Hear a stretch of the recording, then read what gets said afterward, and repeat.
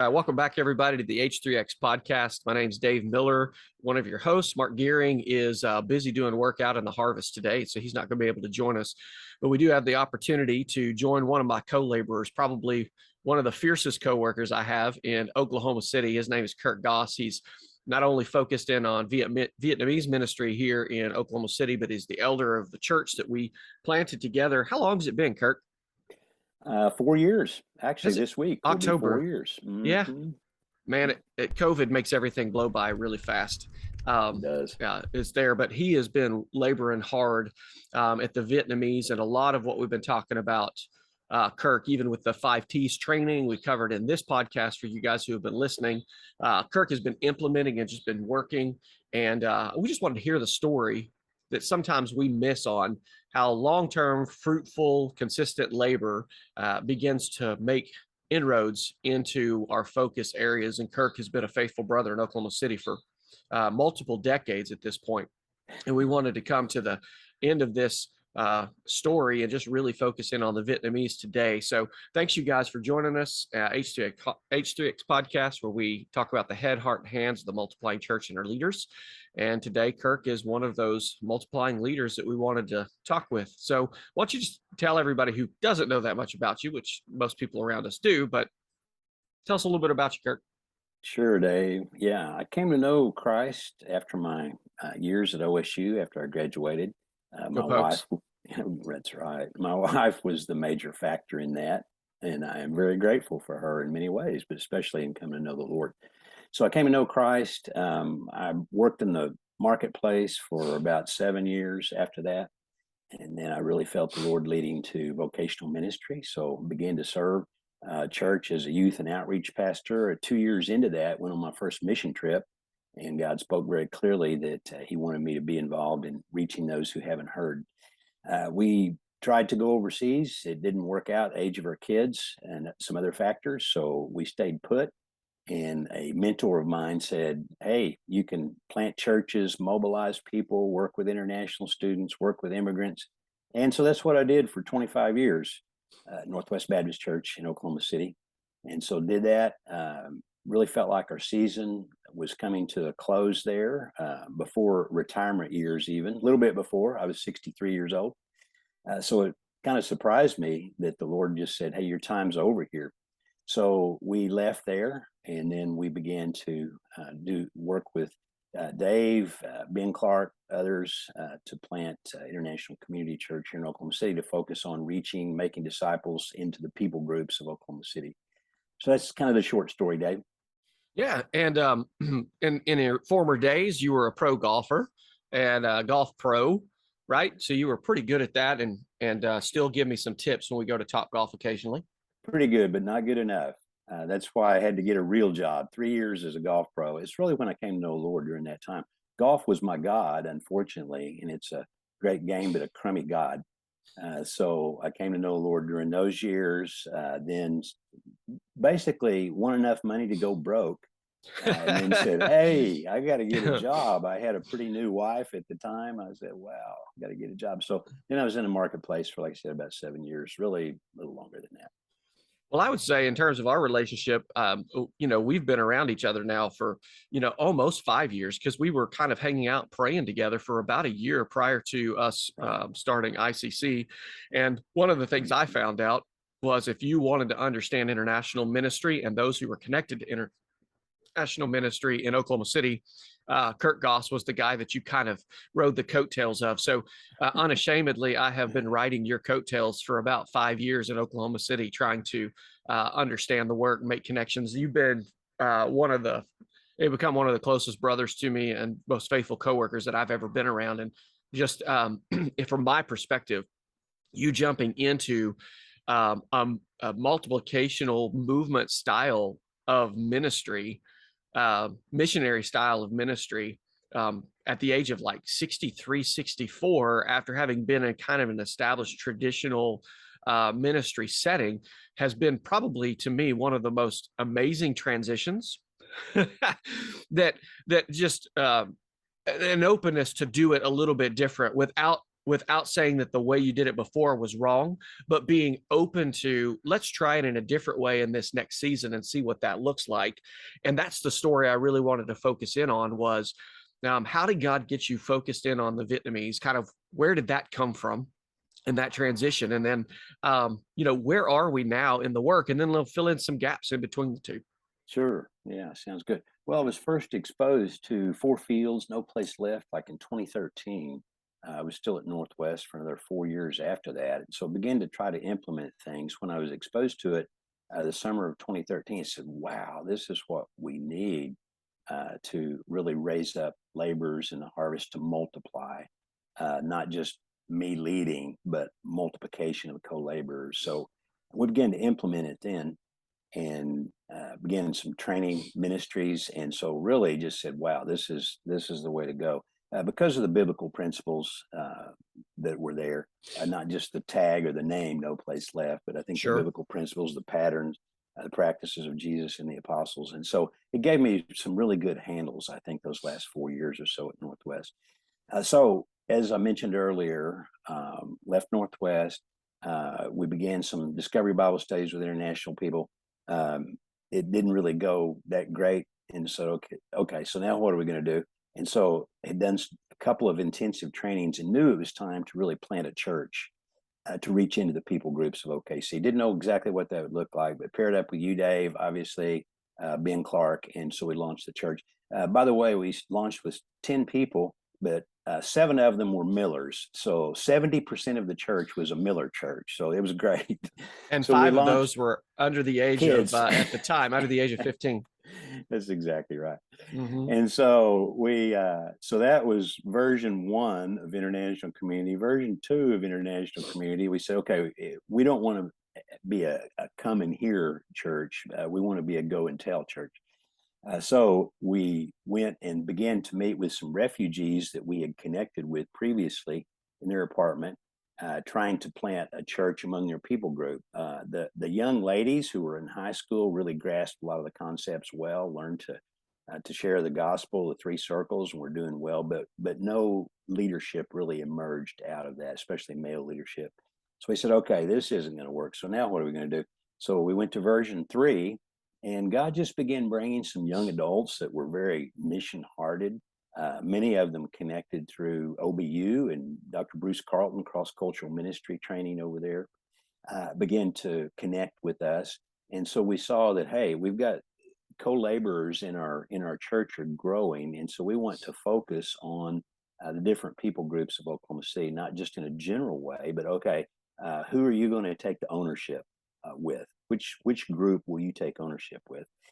We had a mid-level training in January of 2020, and that was the big question. Where are we going to focus? Where are you going to focus? What will you own? What segment of the Oklahoma City International people group, the population, will you focus? Yeah. And so my wife and I had been exposed, obviously, and had quite a few Vietnamese friends. In 1994, the first cross-cultural church we planted at Northwest was Vietnamese. 12 Vietnamese came to us as a group and saying, hey, we want to start a church that reaches our community. They did a great job. They were the core, the 12 of them. That 12 by Christmas had grown. They came in about the spring. By Christmas, had grown to 44. Most all of those conversion growth. And so then it continued to grow from there to about 150. And that church for about 8 years continued to grow, but then it began to plateau at 150 in the early 2000s.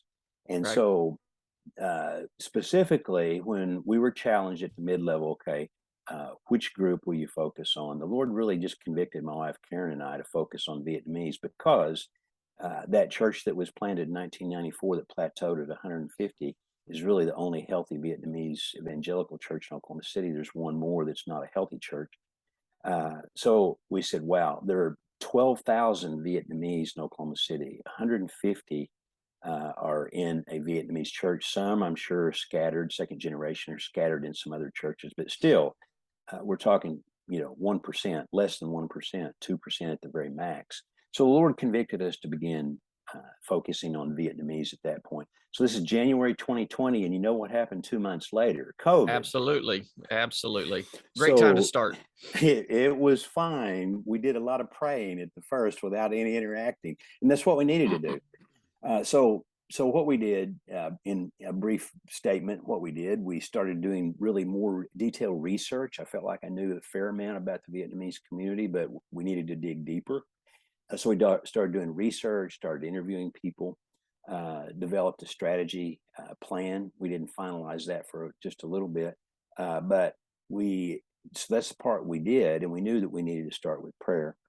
So you can fast forward a little bit after we got all of that done. And while we were getting it done, actually, we began prayer walking. We knew that was the key, and enlisting a prayer team as well.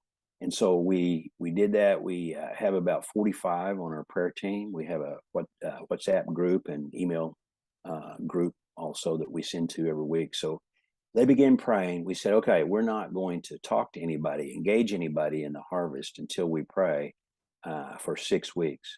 So beginning in late May, we began to prayer walk almost every single day in 2 areas in Oklahoma City, highly populated Vietnamese areas. So we began to pray every day. And so that's really how we began.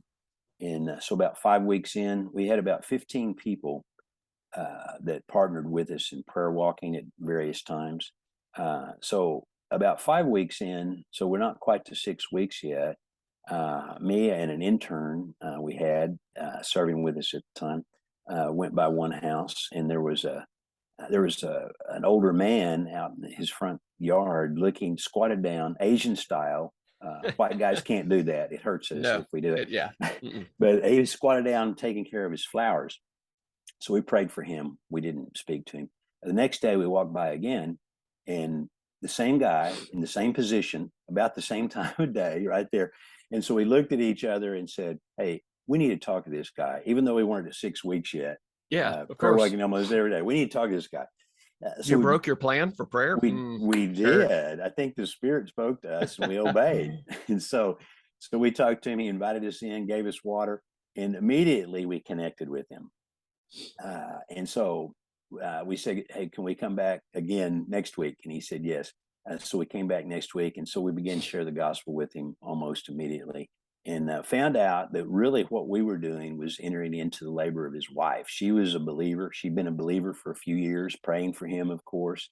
Yeah, praise God. Unbeliever. Yeah, so we were just entering into her labor, really feel like. So we began meeting weekly and sharing Bible stories, 7 stories of hope is what we began with. We shared about every kind of DBS story set you can imagine with him. So maybe this is recycled July. a few. Yeah, we did. So this is July until December. And sometimes he would be pretty agitated with what he said. He's a Buddhist, Taoist background, and he would get kind of agitated with us. We've discovered why later. But we began sharing it. So at Christmas time, he said, we need to take a break. And we said, okay. He said, we'll come back whenever you're ready. And so he hadn't believed yet. We were really pretty discouraged and heartbroken, really. I mean, of course. We really began to love 6 months the guy at that point, right? Yeah. I mean, yeah. So we did discover he was moving in January. And so we stayed in touch with him a little bit via text and Google Translate, by the way. We were doing DBS because he's not an English speaker. We scrambled for translators. His wife had some friends who came and translated. His daughter, who to date is still an unbeliever, very helpful, open, very friendly. We really become great friends with the whole family. She translated some. Then there are 2 students that we connected with. Since then, one other that were bilingual that were able to translate. And when nobody showed up, Google Translate worked. It was a challenge. As best possible. It was option C probably, but right. You muddled your way through it. We did, but we did every week. And he said, if you keep coming, I'll keep opening the door. And so we said, okay, open invitation, person of peace. So at December though, he said, let's take a break. It was the holidays. in January, terrible weather. It was, you might remember that January 2021, I January, do. A lot February. of pipes broke. Oh man, yeah, yeah. Your business, they sure did. I know. Oh yeah, it was And brutal. We were in the negatives for like a week and a half or 2 weeks. I know. So he told us the date he was moving. We said, we'll help you. We'll get a big truck. And so co-labored also with a young guy in our church, Micah, who was just invaluable during this time. And some others joined us during this DBS time. So Micah rents a truck, goes to Mr. Howe's house. It's 10 below wind chill with snow on the ground. He was not expecting us to show up. And so later we discovered that that act of love and service to him is really what began breaking him down. And so he said later, he said, when you showed up to help us move, I knew that your God is the real God. And that made a big difference, I think, wow. in his life. That was a turning. That was a major turning point for him. It was a turning point, big time. Yeah. Yeah. He said, I could start believing in your God when you showed up. And I knew what you were talking about was true, and you really believed it. So that was huge. So then we still go a couple months, and then Easter time we had an outreach party for Vietnamese at the park. Invited him, his family, some others, and he came. And so he told us at that time. He said, "I'm ready to start again, Bible study." So DBS. Yeah. I'm ready to start again. So it's about April. So we'd taken about a 4-month break. First time we meet, we said, why do you want to start again? And he said, well, I thought I would give God a second chance. And so we looked at him. We said, no, actually, we're good friends by now. I said, no, actually, God is giving you a second chance.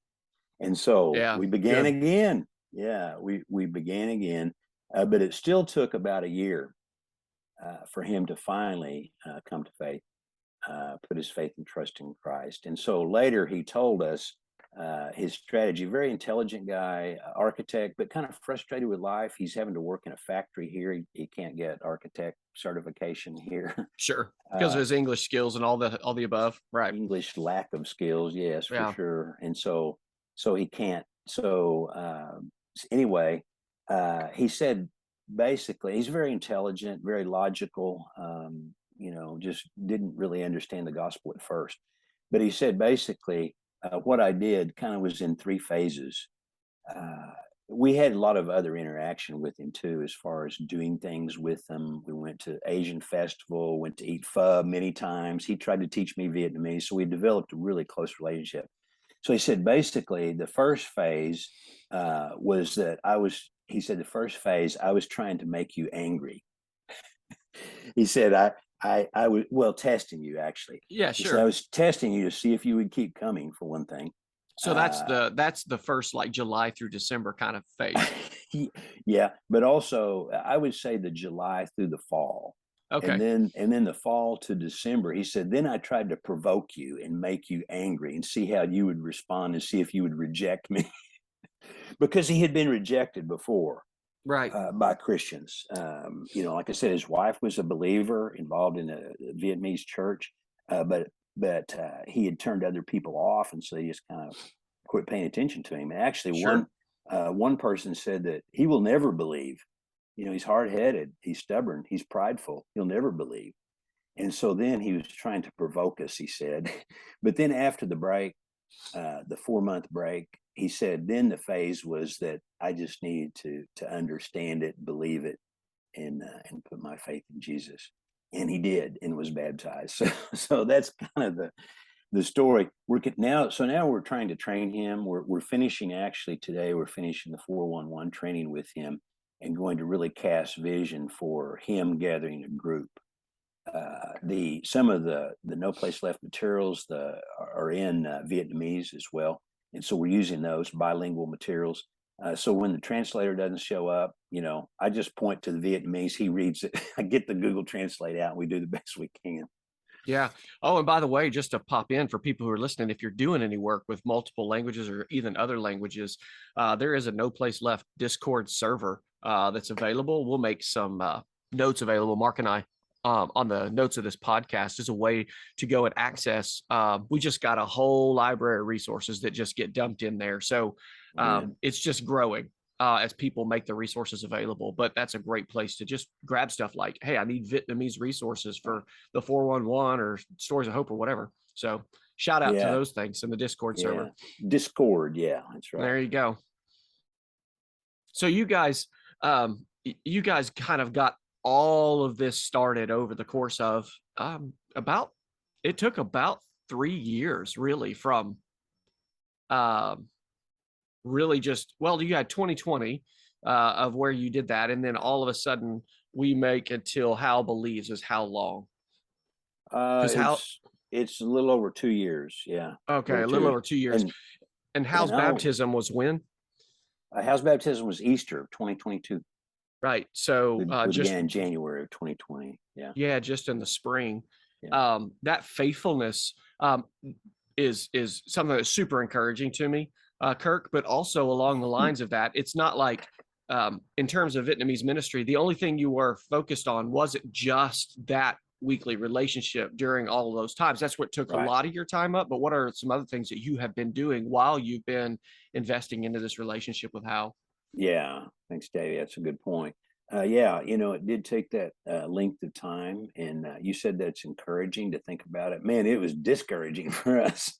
No, what's encouraging is that you just kept going because of how discouraging it was. Yeah, we're just crazy enough to just keep going, because God hasn't released us from it yet. And there were a few days we said, "Man, we're ready to quit." I remember a few of those weeks. I know, man, honestly, we say we're ready to quit because I was spoiled. I mean, those years at Northwest, we saw a lot of fruit, and God spoke to me about that during those time. I'd get to be, I'd have kind of some Elijah moments. Right? Hey, there's nothing happening. No one else is trying to reach these people. Nothing's going on.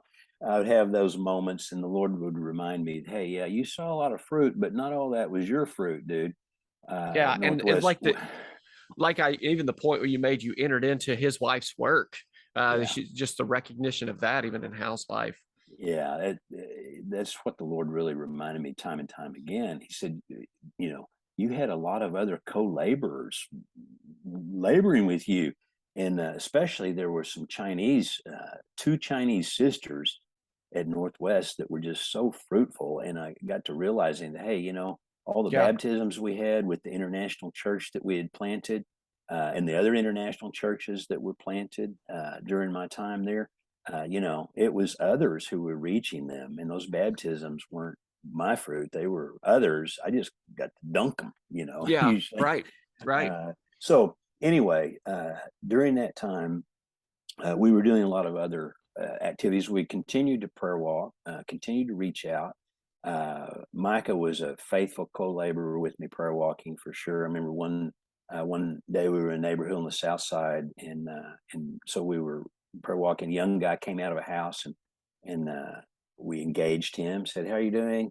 And he asked the magic question, "What are you doing?" And we said, "We were praying for the neighborhood, God to bless the neighborhood and sharing good news." He said, "What's the good news?" So you're like, you can't get more prepared than that. Golden, right? Right. And so we had a lot of those opportunities. We shared the gospel a lot. We had translators with us sometimes we didn't. We had a mission team serving with us that first summer from All Star Ministries in Tulsa. They shared the gospel a lot. But it really did prove to be true in a lot of our research when we were talking and interviewing Vietnamese people. They said Vietnamese people were skeptical about outsiders. They're not trusting of outsiders, understandably, understanding their history in Vietnam. So we didn't really see much fruit there. But when we got into harvest with Vietnamese, obviously it was way better. Not only do we have language skills, but it also attracted attention from unbelievers. We had several people ask us, "Why would you two be out here together today?" Of course. The golden question again. An old white guy and a young Vietnamese guy. Mostly, they were these students.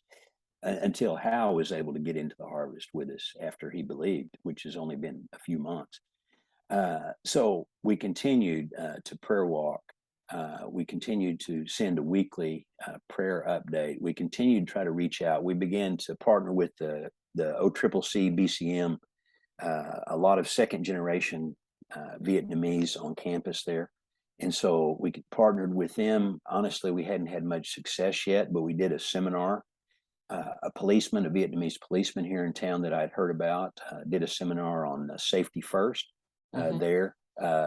Only one Vietnamese student attended, only about 5 or 6 total, but that one, that's enough. I mean, we had a Vietnamese student, got to share with him, found out he was a believer. Right. So that was good, but he was moving, so he wasn't able to co-labor with us anymore. So we did that. I really felt a burden in the Asian district too, because many of those people there in their seriously 80s and 90s. And because so they've been here since the 70s, a lot of them. that's right. That's where the initial refugees began to settle in the Asian district, and they settled and have been settled. They haven't moved. And so many of them are old, and we shared the gospel with quite a few of them during prayer walking. But I also, was convicted that, hey, are we just going to share the gospel with those that happen to be out when we're out? Mm-hmm. Obviously I believe in the sovereignty of God and divine opportunities and all that. And we shared with quite a few, like I said, but I really had a burden to get the gospel into every home of Vietnamese. And there's a wonderful tool called Bless Every Home that you can subscribe to as a church or a group. And Very we valuable. did. Yeah, it is. And so we pulled up the Vietnamese families in just the 1 square mile area of the Asian district. Not a big area, but it is pretty compact, pretty densely populated with Vietnamese. 135 families, and most of them, as I said, older. Who knows if they've heard the gospel? Likely, most of them hadn't. So we were burdened about that. So this Easter, the week before Easter, we said, okay, we've got to do some kind of distribution. So we got Vietnamese New Testaments, also put a QR code and a link for the story in Vietnamese in that New Testament, and went door to door and listed some people who had prayer walked with us. Jared was a great resource. He enlisted his small group to join us. We had about 20 go into the harvest on one day, Sunday afternoon, before, I think it was 2 weeks before Easter. And it had a little flyer in the New Testament in Vietnamese and English, bilingual, about, what is Easter? Super, super short, Sure. Read this book, The True Story of Jesus, or watch this video. So that was good. But we only had about 6 Vietnamese speakers with us, so we didn't do as well as if we'd had more. But Hal and his family, so three of the 6 were Hal into the harvest, first time into the harvest, which was really neat. He trusted the Lord like a week before.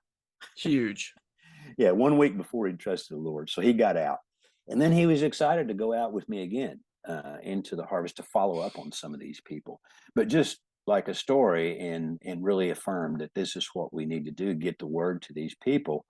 One couple, an older lady, she went by Sally, her English name was Sally. So one team who had a Vietnamese speaker with them felt like they were a yellow light that we needed to follow up. So Micah and I went to follow up with them during that week or the next week. And her husband was sick, and the team had told us that. And so we followed up. We said, you got this book about the life of Jesus. They were Buddhist. They're strong Buddhist. And you got this book about the life of Jesus. Have you had a chance to read it? No. My husband's sick. We said, well, he could watch the video. You could show him the video. He said, well, he's just sick. He doesn't do anything. He doesn't watch anything. He doesn't do anything. And we said, well, we would be happy to come in and pray with him and for you. And she said, no, said he can't go to the temple and pray. We said, we're not talking about going to church and praying. We're talking about we will come into your home and pray for him and you. It's a difficult time for you. Her English was pretty decent. And she said, no, said he's just waiting. We said, he's waiting for what? She said, he's waiting for God to come take him. And we said, where's God going to take him? And she said, we don't know. Oh, wow. And man, that was just heartbreaking, and just affirmed the fact that, we got the gospel into 105 out of the 135 homes. Right. 30 rejected, that they didn't want it. And so we got it in there, and then we're just trusting God to speak to some of these older people that may or may not have heard the gospel. Yeah. So other activities like that, we're trying to connect in every way we can. God is bringing some other co-laborers though now, and it's exciting. I can tell you about that whenever you want to hear it. Well, there are so many principles too, Kirk, as you're telling the story, that I just want to take the time, and this podcast might end up being a little bit longer than the normal ones. And those who are really interested in getting in the nitty gritty will stay with us, and that's fine. And if you want to skip, that's fine too. That's up to you. But there are a lot of things we've been talking about in terms of 5 T's and in strategy building and in activities, high value activities that are behind everything you just said. And so I just want to pull back just a second and jump up to some of the concepts that we're talking about when we're going through 5 T's and connect them to what you just told us that you did. So we really kind of break down the work on, first of all, what's the phase that the work is in, and the ones that the vast majority of people are going to be in is adoption, gospeling, and church. Those first 3 phases. And what you just described was a mixture of all 3. So with how you're at the place with how where you're moving into and praying for and asking for church. Like there's the possibility of getting that first new Vietnamese church off the ground through a Vietnamese leader. And that's our heart. That's our desire. That's what we're praying, that God will use how his connections and all the things that God's doing, which there's more to the story and we haven't got there yet. But also I want you guys that are listening and hear all the ways in which Kirk is leading out his co-laborers to gospel. So they're using the 3 circles, which is one of the primary tools that we often talk about to share the gospel. But you've thrown in handing out New Testaments. You've thrown in using the story through View the Story and the Vietnamese translation of that. You've used praying for people. You've used stories of hope. You have used just prayer walking. All of these ways are pathways to get into the gospel. And then even as we back into that, I want everybody to pay attention and hear this.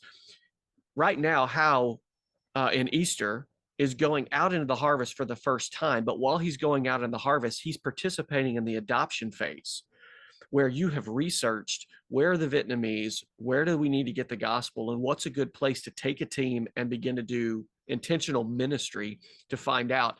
And just little connections. While you guys were out prayer walking and you found Hal squatted down in front of his flower bed. Right. While you're doing that, you're prayer walking because you're seeking to share the gospel. You're looking for opportunities to share the gospel.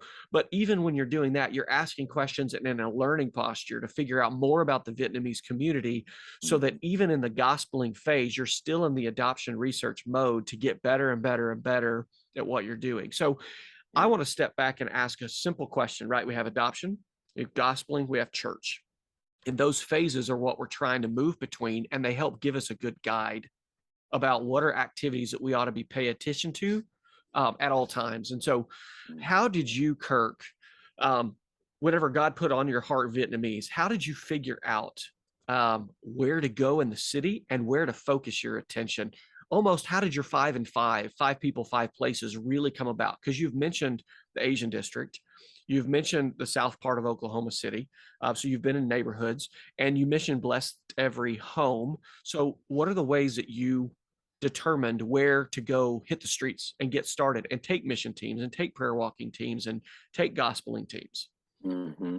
Well, initially, when we launched International Community Church, also Ben Clark did a lot of research, census data research, and so you remember, Dave, when we first began prayer walking, he identified those areas that were highly Asian in our case, but also the others. There were some also South Asian, African, certainly Hispanic on the south side of Oklahoma City. So we identified those census tracts. So we began really well before we began focusing on the Vietnamese with prayer walking these areas with different people groups and backgrounds. So the census data is certainly one. It helped that I was familiar already with the Asian district and the Vietnamese community. Which is where Northwest was located. It was very close to all of that, right? Right. We were in pretty much Midtown area, West Side, kind of Midtown. And so, yeah, I was familiar with that. And certainly another thing, ministry that you didn't mention is prayer eating. And so going to the Asian district, eating pho, so I was pretty familiar with a lot of that. But I think the data can be discovered as well, not just on the computer, but then certainly getting into the neighborhoods and seeing, because I was surprised about the west side and the south side of Oklahoma City, how concentrated it is now. Really, I knew that many were moving south, but I didn't know how many. But the Bless Every Home really helped with that, identify that, and even give us some numbers. For instance, one of our teaming partners, Southern Hills, is on the south side. Southern Hills Baptist Church on the south side. So we ran some demographics for them, and they have 425 families in a simple little 4 square mile area around their church. Yeah, wow. I know, 425 Vietnamese families. So they have already begun some ministry there. And God has sent a leader from California. He'd been a pastor. And so I think he is just definitely an answer to prayer. So we're partnering with Southern Hills. It looks like that. They've already started 2 or 3 Vietnamese ministries, a reading ministry for Vietnamese kids, but also trying to start a Vietnamese class, because many of the young second generation Vietnamese can't speak Vietnamese. Their parents want them to, but they can't. So they started that ministry, and they launched in August. This new leader is starting a citizenship class actually this next week. And he sees that gathering Vietnamese and also ESL, they've had some ESL classes, but not very many Vietnamese involved in recent years. Of course, they were shut down during COVID. But he has already been in the community inviting people to ESL. They've had 11 in ESL, 11 Vietnamese families, 14 kids in the kids ministry with Vietnamese. So they're moving forward. But identifying that south side and begin prayer walking on the south side, I think we're seeing some fruit from that now through Southern Hills, which is great, which is our best teaming partner right now, as a matter of fact. Yeah. So I just want people to hear one of the primary ways that you got started was 25, 30 years ago, right? Where a long time ago. Right. A long time ago, where you had that, and then the Lord looping you back around, and that restart really came down to, okay, I know at least where in the Asian district and in pho restaurants that I can connect. Right. And so I just want everybody to hear that one of the ways you got started is you're like, okay, I know an area where they live, and I know that they're definitely going to be in pho restaurants. And you targeted those 2 things. And a lot of your information came from questions, conversations, prayers, all those things that happen just out of those focus areas. And all of that has just birthed as you've learned it to go. I will say that there's something very natural about you, Kirk, in the sense that Kirk, for you guys who are listening, has never met a stranger. And if you're Vietnamese, you're definitely not a stranger. And so Kirk has a great way of just starting conversations, asking questions, listening to answers, sharing the gospel, and even in the responses to the gospel that might be negative, there's information you're going to get out of that.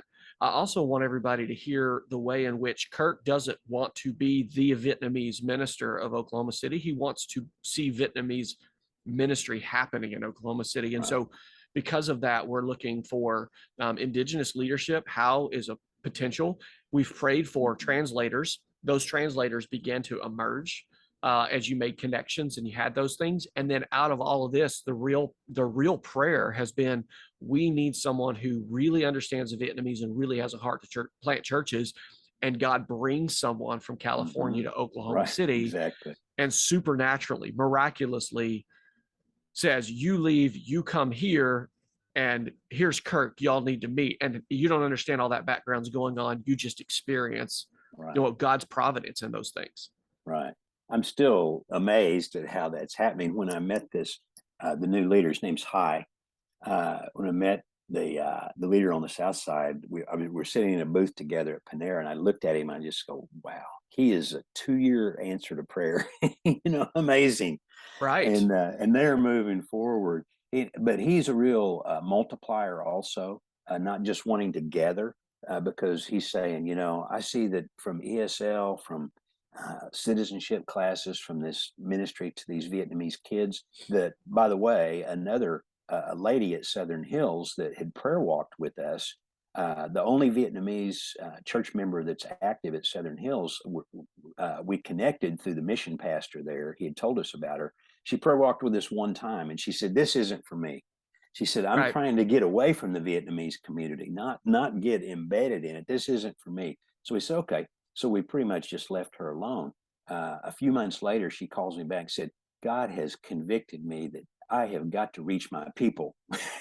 Praise God. So just as God did it, we didn't try to convince her of anything. And then she is passionate about this. So that's how that's all merging together. But that's right, Dave.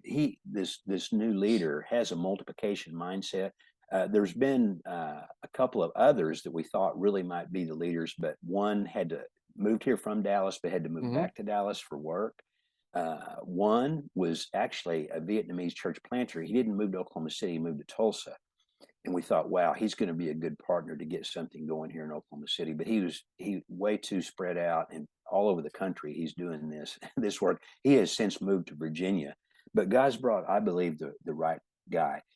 So what he has said, he said, okay, so show me about the Vietnamese community. Because when he moved here just less than 2 months ago, about 2 months ago, he said, I didn't really know about the Vietnamese community. So I just started prayer walking myself around where we lived. He said, I saw a temple. I saw nail salons. I saw, and by the way, if I was alteration shops, alteration shops. Yeah. If I got my nails done, that's the place to find Vietnamese people too. Absolutely. So through my business, the alteration shops is where I find them. Exactly. That's right. And so find those businesses that different people from different people groups engage in. The restaurants certainly are the easy ones. And so anyway, he said, I began to prayer walk around where I lived. I saw a temple. I saw the pho. I saw the nail shops. I saw a Baptist church. He said, maybe this Baptist church would be interested in reaching Vietnamese, because obviously there are Vietnamese around here. So he went to the Baptist church. And that is the main church that we have partnered with through this whole process is Southern Hills. So again, God was at work. It's nothing that we arranged. It was a divine arrangement that God brought him to that church. And so the mission pastor there, Randy, a good friend of mine, met him that first week and told him what he was doing. And then he disappeared for about 2 weeks. He was visiting some other churches, and he came back. And then Randy said, "You're back." He said, "Yeah. Matter of fact, I've reserved a booth for Southern Hills at the Autumn Moon Festival."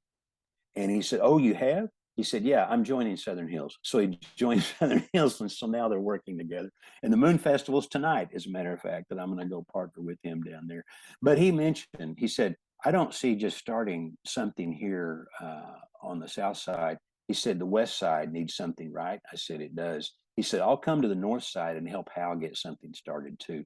So he has a multiplication mindset and more of a kingdom and movement mindset than just building one church. Of course, Jesus is going to build his church, but he sees how he can be involved in multiple locations to try to make this happen as a catalyst. And that's what we see our role as.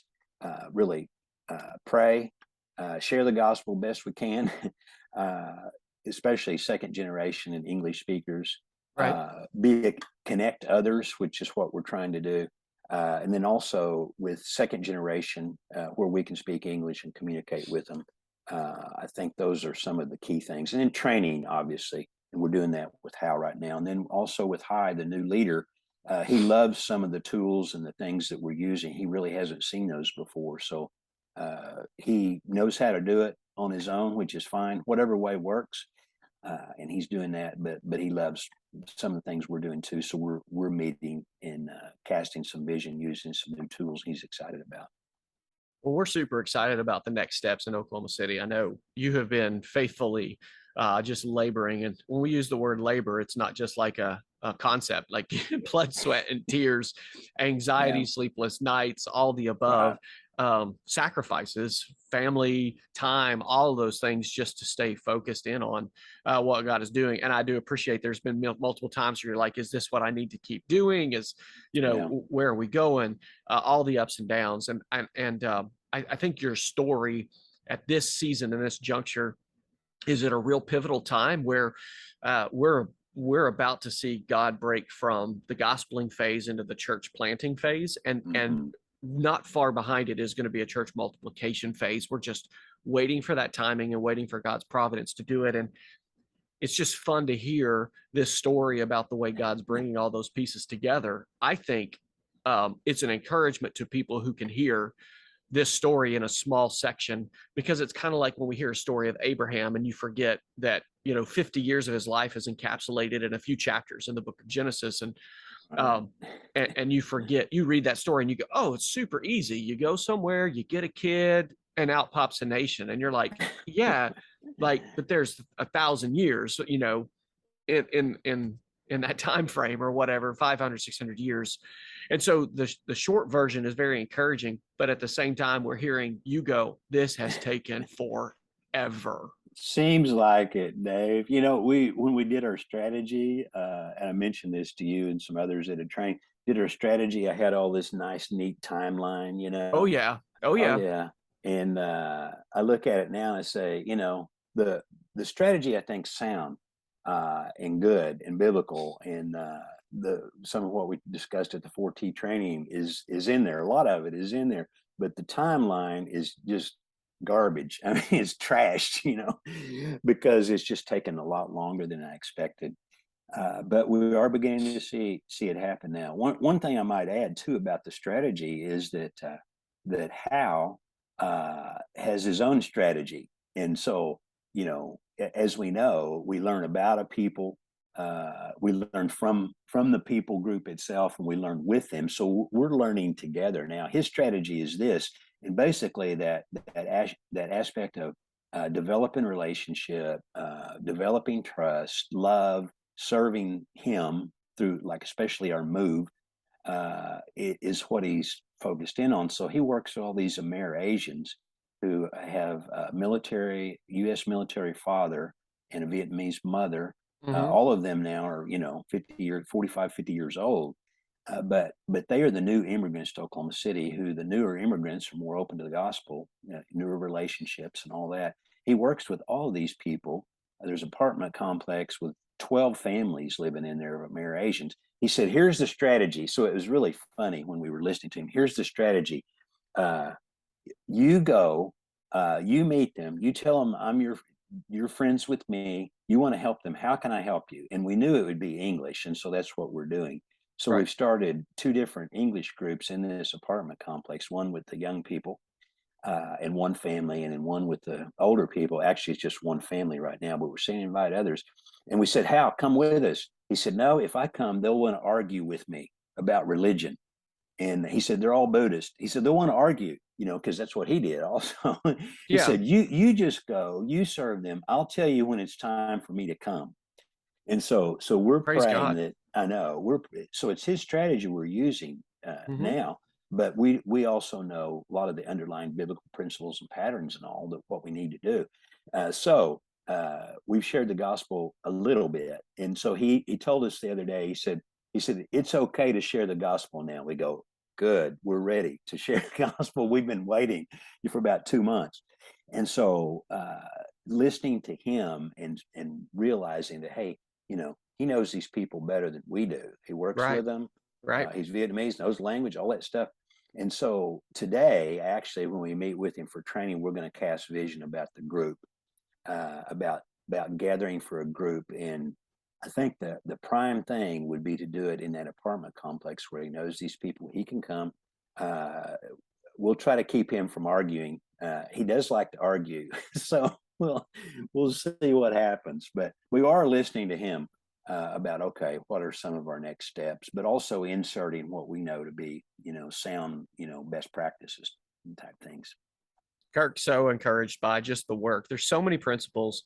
You guys that are listening, there's so many principles behind everything that Kirk is saying. And the last thing I want to point out is, I've talked about Ian Bound's quote on our last podcast, especially as we were talking about prayer, where men are looking for better methods and God is looking for better men, because men are God's method. You guys are listening to, witnessing, and hearing from an example of the reason the Vietnamese is moving forward is because God has put a vision in the heart of a man, and that man is doing whatever it takes to move that vision forward. And Kirk, I just appreciate your faithfulness. And everything about what you're doing isn't pure, true blue training that we would do in classic kind of no place left fashion. But we have spent so much time working that it's all principle based, it's all multiplication based, it's all taking the starter tools that we teach and then figuring out, how do I move forward, trying new things, using the same ideas in new locations. But I would say for you guys that are listening, especially if you're wanting to get started, the key is, what's the chief strategy? The chief strategy is find where your focused area lives, works, and plays, and go engage there. And so in Vietnamese, Kirk knows they live in the Asian district. They know they live in the south part of Oklahoma City and the west part of Oklahoma City. Where they work, he knows they're going to be in nail salons, they're going to be in alteration shops, they're going to have restaurants. Okay, those are core. Like, there's 3 locations, right? There's 3 geographic locations, and then you've got 3 people groups that you know you can go engage, and then listen and find out where they play. What are they doing? How are they spending time? And where can you engage in those things? And then just go get started learning. And like you said, Kirk, the 3 learnings, right? We learn about them, then we learn from them, then we learn with them, and just get going. And the entire time, pray, and learn from every mistake, every failure, every piece, and just keep trucking. So in Oklahoma, keep trucking terms means keep trying again.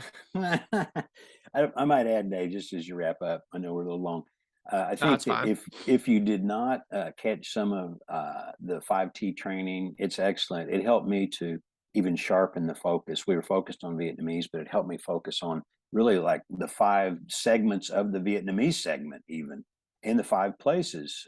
3 are primary, but others as well. So you can go back to these podcasts and listen to that. I think it will help sharpen the focus that we need, because our strategy, focus on a few that can reach the many, and that's what we're trying to do with Hal and now other leaders that God is bringing to Oklahoma City. Kirk, thanks for the time, brother. You bet. Enjoyed it. Thank you for your co-laboring with us. It's a team effort.